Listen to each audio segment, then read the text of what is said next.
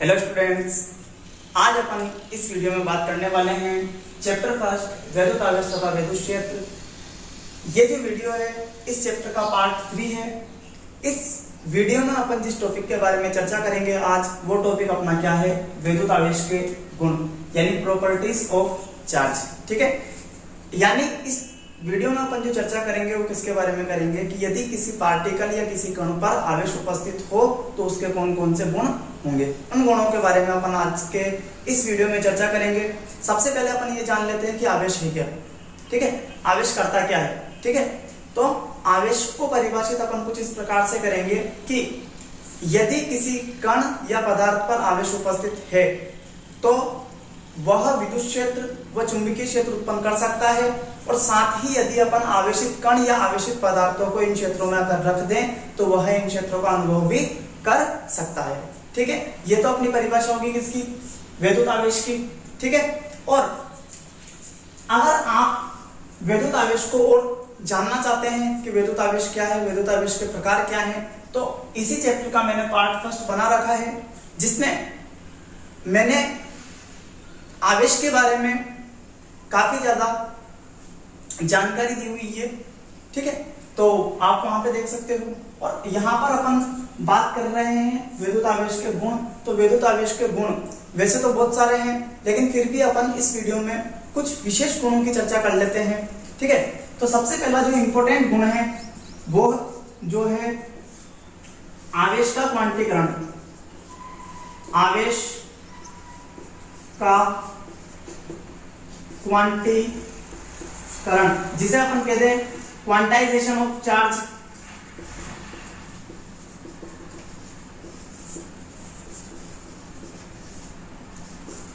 ठीक है, अगला इंपॉर्टेंट गुण है आवेशों की योज्यता, जिसे अपन इंग्लिश में कह देंगे एडिटिविटी ऑफ चार्ज। अगला इंपॉर्टेंट गुण है आवेश की निश्चलता।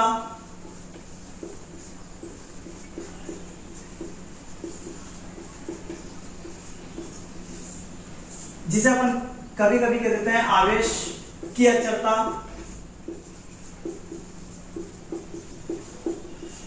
इसको अपन इंग्लिश में बोलेंगे इनवेरिएंस ऑफ चार्ज। अगला है चौथा गुण, जिसे अपन कहेंगे आवेश संरक्षण का नियम, जिसे अपन कह देते हैं कंजर्वेशन ऑफ चार्ज। तो ये कुछ इंपॉर्टेंट गुण थे आवेशों के। इनके अलावा आवेशों के और भी गुण हैं जिनके बारे में अपन इस वीडियो में चर्चा करेंगे। सबसे पहले अपन बात कर लेते हैं आवेश का क्वांटीकरण, क्वांटाइजेशन ऑफ चार्ज। आवेश के क्वांटीकरण को अपन कुछ इस प्रकार से परिभाषित करेंगे। किसी वस्तु पर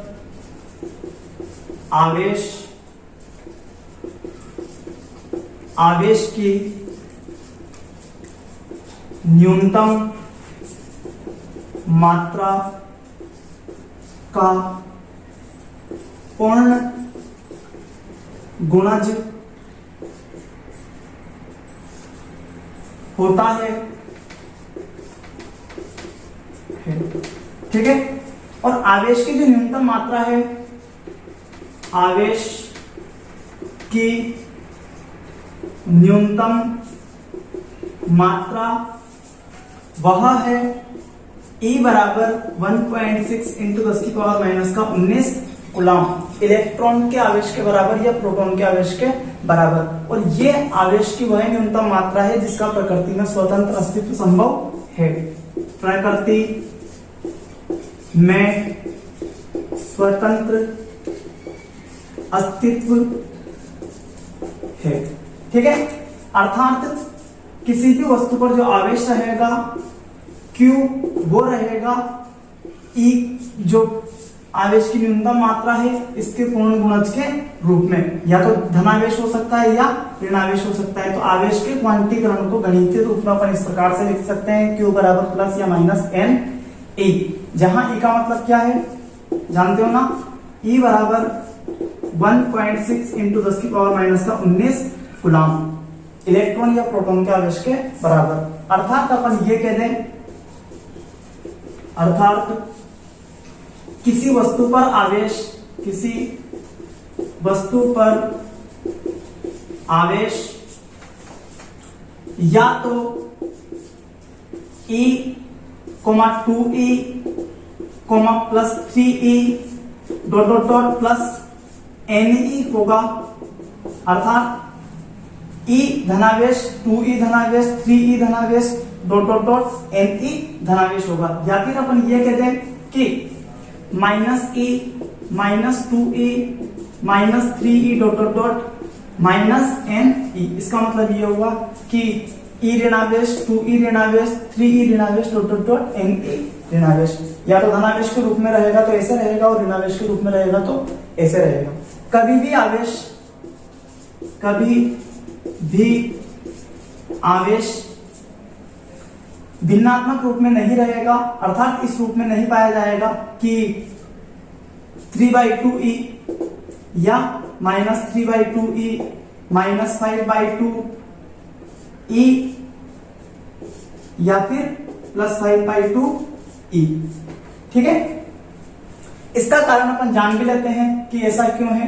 क्योंकि किसी भी एक वस्तु से दूसरी वस्तु में जो इलेक्ट्रॉन का स्थानांतरण होगा, वो इलेक्ट्रॉन का स्थानांतरण पूरा का पूरा ही होगा। कभी भी ऐसा नहीं होता है कि आधे इलेक्ट्रॉन का स्थानांतरण हो जाए। ठीक है, या तो एक इलेक्ट्रॉन का स्थानांतरण होगा, या 2 का होगा, या 3 का होगा, या 4 का होगा, या 5 का होगा, यानी पूर्ण संख्याओं के रूप में इलेक्ट्रॉनों का स्थानांतरण होगा। कभी भी भिन्न संख्याओं के रूप में इलेक्ट्रॉनों का स्थानांतरण नहीं होगा।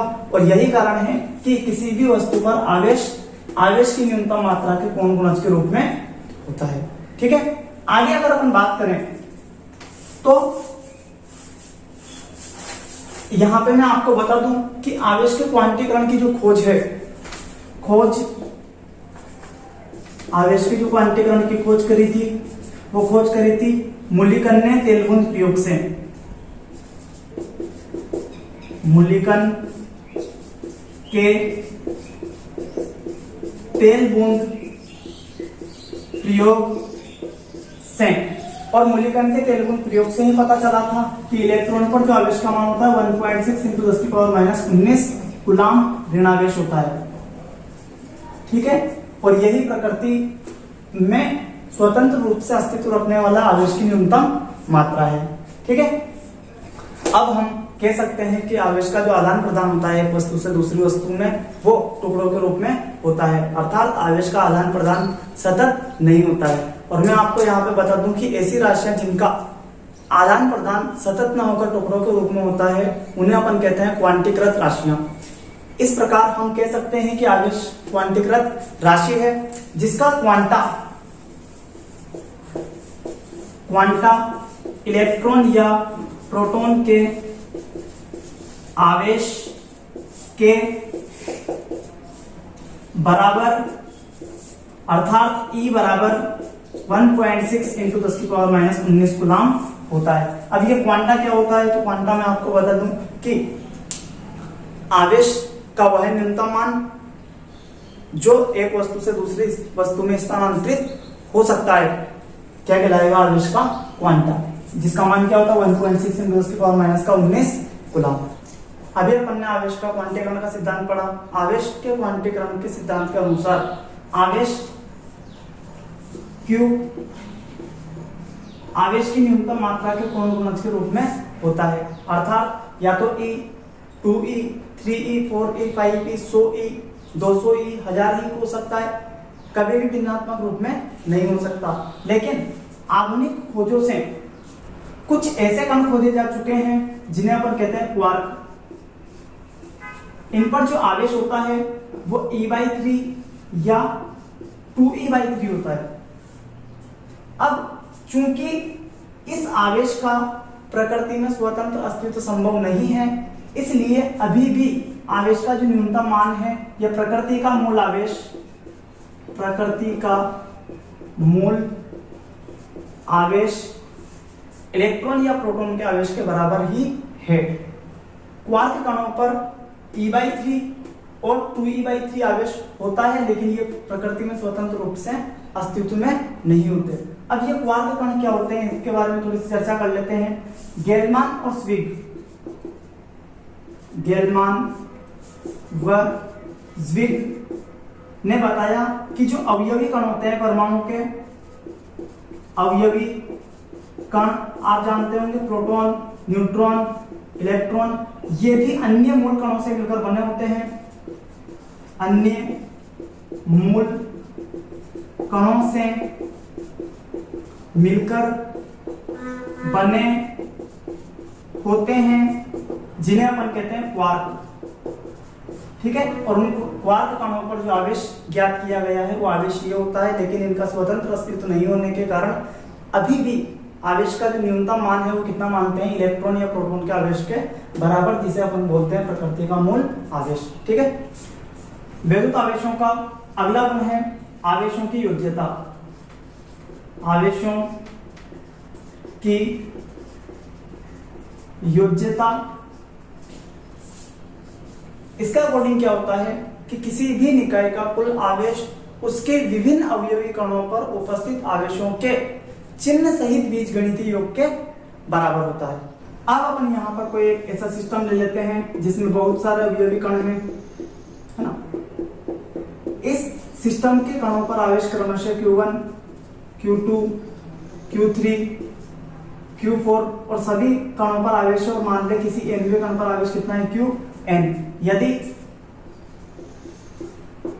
निकाय के अवयवी कणों पर आवेश Q1, Q2, Q3 Qn हो तो निकाय का कुल आवेश Q जो रहेगा वो क्या रहेगा, Q1 plus Q2 plus Q3 plus Qn। और ये जो फॉर्मूला है ये आवेशों की योज्यता का गणितीय व्यंजक है। ठीक है, यानी किसी भी सिस्टम पर टोटल जो आवेश रहेगा उसके सभी अवयवी कणों पर उपस्थित आवेशों के बीजगणितीय योग के बराबर होगा। अब अपन आवेशों की योज्यता से रिलेटेड एक एग्जांपल देख लेते हैं कि मान लो कि कोई सिस्टम है जिस पर 1, 2, 3, 4, 5 कण हैं। इसका जो आवेश है Q1 पहले वाले कण का वो है -4 माइक्रोकूलम, Q2 जो है ये है 2 माइक्रोकूलम, Q3 जो है ये है 6 माइक्रोकूलम, Q4 जो है -3 माइक्रोकूलम और Q5 जो है ये है 6 माइक्रोकूलम। तो इस सिस्टम का टोटल चार्ज कितना होगा वो अपन को फाइंड करना है। तो मान लेते हैं सिस्टम का आवेश कितना है Q, तो Q1 plus Q2 plus Q3 plus Q4 plus Q5। तो टोटल जो Q रहेगा वो क्या रहेगा, Q1 की वैल्यू -4 माइक्रोकूलम प्लस 2 माइक्रोकूलम, अगला 6 माइक्रोकूलम, अगला -3 माइक्रोकूलम और अगला 6 माइक्रोकूलम। ठीक है, तो यहां पर -4 माइक्रोकूलम और -3 माइक्रोकूलम ये हो जाएगा, -7 माइक्रोकूलम और 2 और 6 8 और 6 14 माइक्रोकूलम। 14 माइक्रोकूलम में से 7 माइक्रोकूलम घटाएंगे तो कितना बचेगा, प्लस का 60 माइक्रोकूलम। यानी इस सिस्टम का जो आवेश रहेगा टोटल वो कितना रहेगा, प्लस का 7 माइक्रोकूलम धनावेश रहेगा। ठीक है, माइक्रो का मतलब यहाँ पे कंफ्यूज नहीं होंगे, माइक्रो का मतलब होता है 10⁻⁶ और माइक्रोकूलम जैसे 1 माइक्रोकूलम की अगर हम बात करते तो ये हो जाएगा 10⁻⁶ कूलम। आवेश के गुणों में अपन तीसरा गुण देख लेते हैं, आवेश की अचलता या निश्चलता। इसका मतलब सिर्फ इतना सा है कि किसी भी आवेशित कण पर आवेश चाल से प्रभावित नहीं होता, चाहे आवेश गतिशील अवस्था में हो, अर्थात आवेशित कण गतिशील अवस्था में हो या विराम अवस्था में हो, उस पर आवेश की मात्रा चेंज नहीं होती। सीधा सीधा सा अपन ये कह दें कि Q विराम अवस्था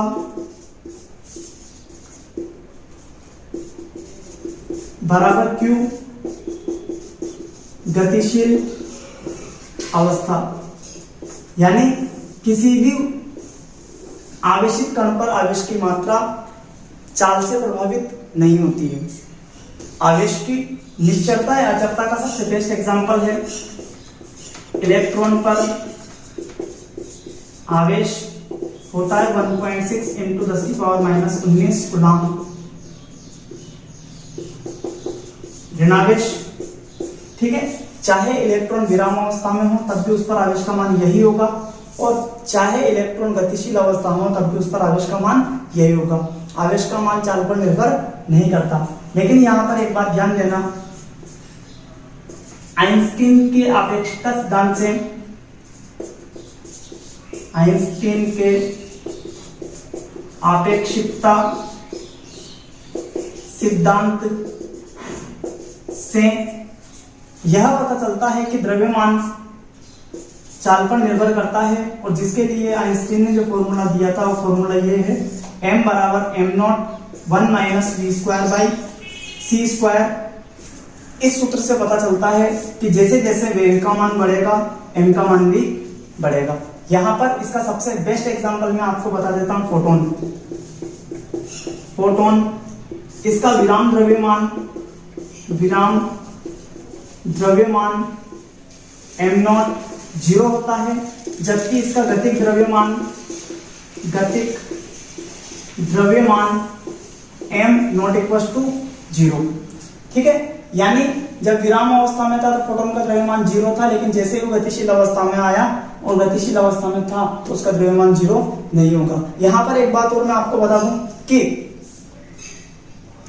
द्रव्यमान तो चाल पर निर्भर करता है, जबकि आवेश चाल पर निर्भर नहीं करता। ठीक है, वैद्युत आवेश के गुणों में अगला गुण है चौथा, आवेश संरक्षण का नियम। आवेश संरक्षण का नियम, यह जो नियम दिया था यह दिया था बेंजामिन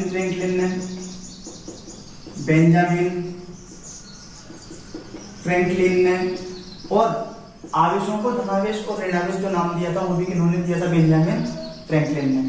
आवेश संरक्षण के नियम के अनुसार किसी भी विलगित निकाय का आवेश सदैव संरक्षित रहता है।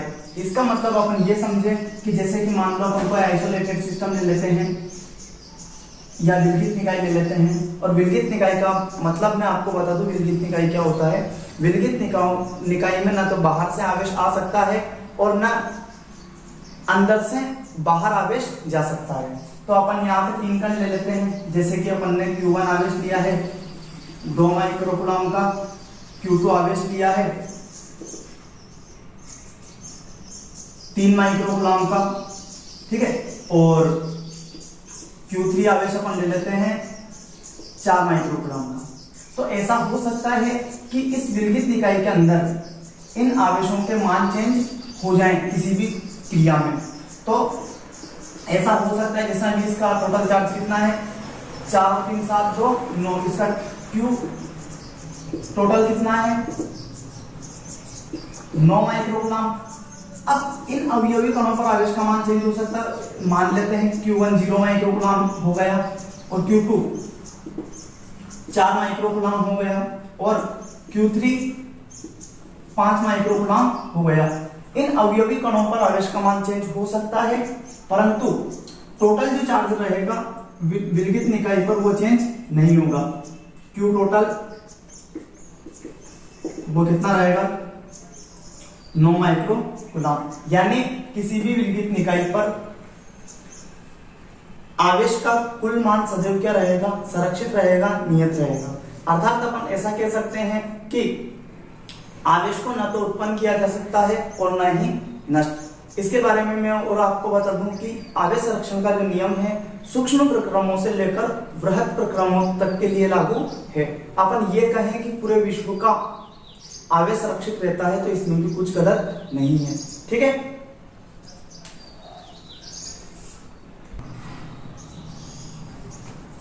तो ये तो आवेश संरक्षण के नियम की डेफिनेशन हो गई।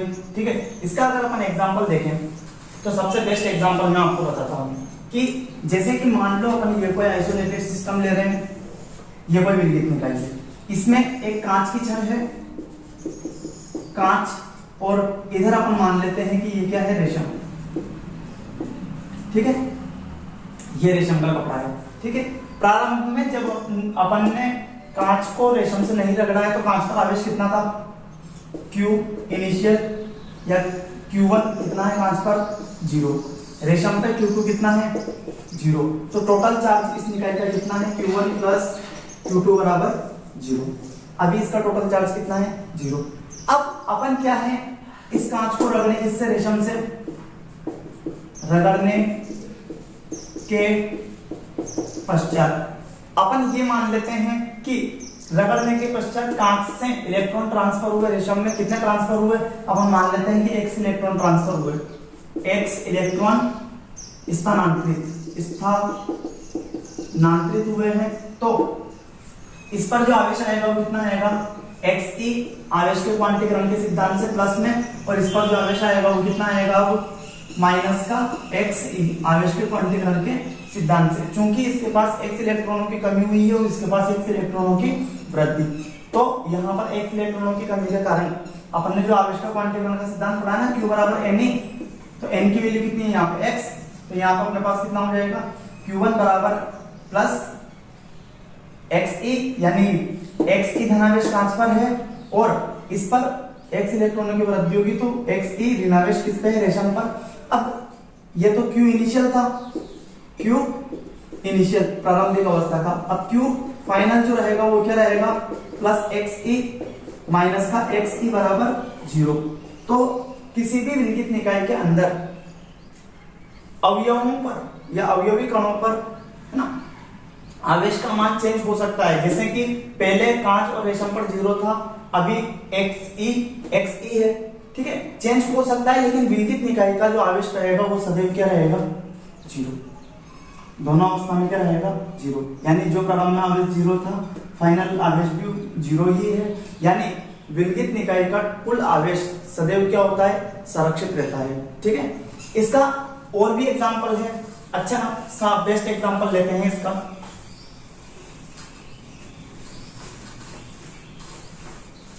जैसे कि एक इलेक्ट्रॉन और एक होता है पॉजिट्रॉन। ठीक है, पॉजिट्रॉन, इलेक्ट्रॉन और पॉजिट्रॉन के बारे में मैं आपको बता दूं, इस पर आवेश होता है -1.6 × 10⁻⁻⁹ कूलम, इस पर आवेश होता है +1.6 × 10⁻⁻19 कूलम।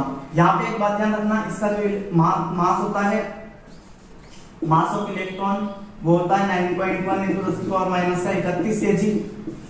इसका जो मास होता है, मास ऑफ पॉजिट्रॉन वो भी कितना होता है, मास ऑफ इलेक्ट्रॉन के बराबर। ठीक है, तो एक इलेक्ट्रॉन और एक पॉजिट्रॉन जब एक दूसरे के समीप आते हैं तो एक दूसरे का विनाश करके ऊर्जा उत्पन्न करते हैं। क्या उत्पन्न करते हैं, ऊर्जा उत्पन्न करते हैं। यानी hν कहते हैं अपन, गामा फोटोन कहते हैं, गामा फोटोन उत्सर्जित करते हैं। अब इस प्रक्रिया में भी अगर अपन देखें, Q इनिशियल बराबर कितना है, -1.6 × 10⁻⁻19 प्लस 1.6 × 10⁻⁻19, तो माइनस और प्लस टोटल कितना हो गया, 0। और Q फाइनल, तो गामा फोटोन जो होते हैं, ऊर्जा जो होती है उस पर जो आवेश होता है वो कितना होता है, 0। तो इस प्रक्रिया में भी जो प्रारंभिक आवेश 0 था, अंतिम आवेश भी कितना है, 0। यानी किसी भी प्रक्रिया में किसी भी विलगित निकाय का आवेश सदैव क्या होता है, संरक्षित होता है। ठीक है, इसका आप एक और एग्जांपल देखना चाहें तो देख सकते हैं। आयनीकरण क्रिया जो होती है, जब अपन नमक को जल में घोलते हैं तो वह आयनों में विभक्त हो जाता है, इस क्रिया में भी आवेश संरक्षित रहता है। जैसे कि NaCl है, NaCl को अपन ने घोला जिसमें जल में, तो वो Na++Cl- में कन्वर्ट हो गया। तो प्रारंभिक आवेश नमक पर जो आवेश था Q इनिशियल वो कितना है, 0, और अभी जो आवेश है वो कितना है, Q फाइनल अगर अपन निकाले तो Na पर आवेश है प्लस का E और Cl पर आवेश है माइनस का E, अभी भी आवेश कितना है, 0। तो किसी भी विलगित निकाय में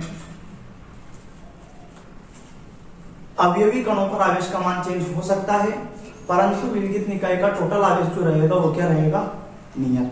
ठीक है, और यहाँ पर अगर अपन आवेश संरक्षण के नियम को गणितीय रूप में देखना चाहते हैं तो गणितीय रूप जो रहेगा इसका वो क्या रहेगा, वो अपन देख लेते हैं। समीशन Q वो क्या रहेगा, नियत। ठीक है, ये इसका गणितीय रूप हो गया। ठीक है, इसके बाद अगर अपन आगे बात करें तो आवेशों के गुणों में अगला गुण है कि समान आवेश एक दूसरे को प्रतिकर्षित तथा विपरीत आवेश एक दूसरे को आकर्षित करते हैं।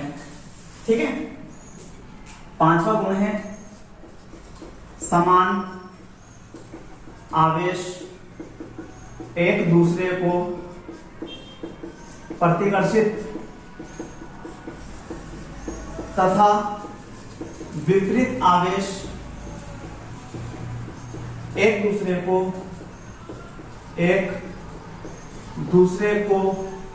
आकर्षित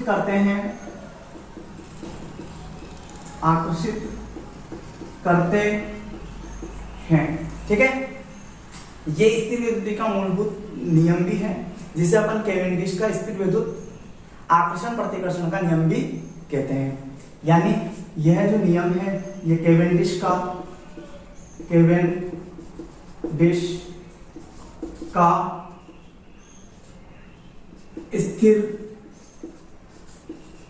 विद्युत आकर्षण प्रतिकर्षण का नियम है। ठीक है, आगे अगर हम बात करें तो अगला गुण जो है, आवेश सदैव द्रव्यमान से जुड़ा हुआ है। अगर द्रव्यमान 0 हो तो आवेश भी 0 होगा, अर्थात बिना द्रव्यमान के आवेश का अस्तित्व संभव नहीं है। यानी आवेश द्रव्यमान से संबद्ध है,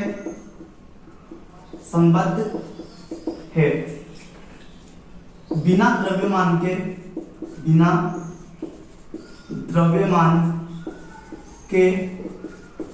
आवेश का अस्तित्व संभव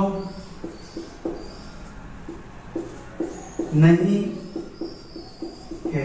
यानी अपन ये कहें कि मास अगर 0 है तो आवेश भी क्या रहेगा, 0। इसका एग्जांपल मैं आपको बता देता हूं। फोटोन, न्यूट्रिनो, ये कुछ ऐसे कण पाए गए हैं जिनका रेस्ट मास कितना होता है, 0। m विराम कितना होता है, 0। और जब इन कणों पर आवेश का पता लगाया गया तो इन पर आवेश भी कितना मिला, 0। ठीक है, यानी मास अगर 0 तो आवेश भी क्या रहेगा, 0। ठीक है, लेकिन ऐसा हो सकता है कि किसी कण पर आवेश ना हो, Q 0 हो तो m 0 हो, ऐसा जरूरी नहीं है, क्योंकि कोई भी एक वस्तु है, उस वस्तु पर Q कितना हो सकता है, 0 हो सकता है। वस्तु उदासीन हो सकती है लेकिन उसका कुछ ना कुछ मास तो रहेगा। ठीक है, यानी उदासीन वस्तुएं जो हैं, इसका एग्जाम्पल है इस शर्त का। ठीक है, कि अगर किसी वस्तु पर आवेश 0 हो तो इसका मतलब कभी भी ये नहीं है कि उसका मास 0 होगा, परंतु अगर मास अगर 0 है तो 100% आवेश भी 0 होगा। ठीक है, इसका अगला और लास्ट जो गुण है वो गुण क्या है वो समझ लेना। ये गुण मैं पार्ट फर्स्ट में भी समझा चुका हूं आपको ना। यहाँ पे एक बार वो देख लेते हैं अपन, एक तरह से रिवीजन ही कर रहे हैं अपन उसका जो पहले पढ़ा था कि आवेश अगर स्थिर अवस्था में है, आवेश स्थिर अवस्था में विद्युत क्षेत्र उत्पन्न करता है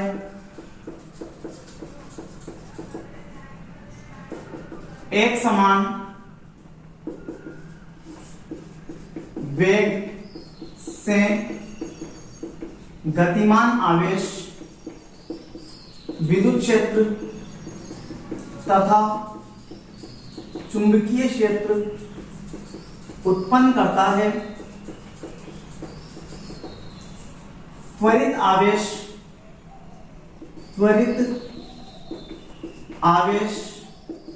विद्युत क्षेत्र,